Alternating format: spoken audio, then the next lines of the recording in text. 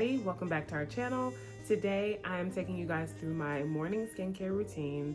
It is calming, it is simple, but it focuses on keeping my skin hydrated and supple. Let's get into it. So my morning skincare routine is super simple. It's very few steps, but I do double cleanse in the morning just like I do at night.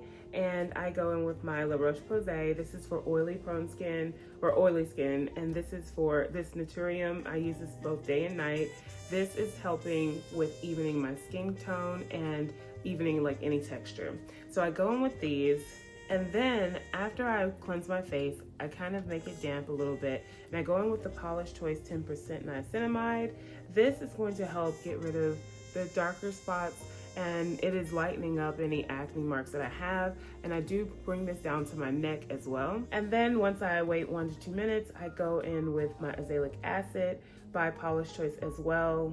This one is evening my skin tone as well and combating any acne that might come throughout the day. Before the niacinamide booster, I use my Iris and Romeo reset spray. This is hydrating my skin, and it is helping to keep it hydrated throughout the day, so it's a nice layer before I go in with the niacinamide booster.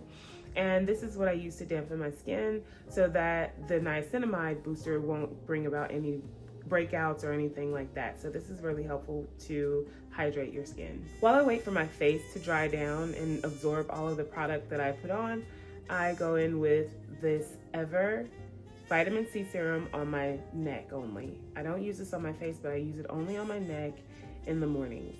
Second to last step is, of course, moisturizer. It is going to be one of the protective things that helps my skin barrier to rehydrate and to recover from any actives. So this CeraVe moisturizer, it has hyaluronic acid, and it is non-codomagenic, which means that it's not going to clog my pores and cause acne. Last up is my sunscreen. This is helping with protection from the sun and any other harmful light rays that may come in contact throughout the day.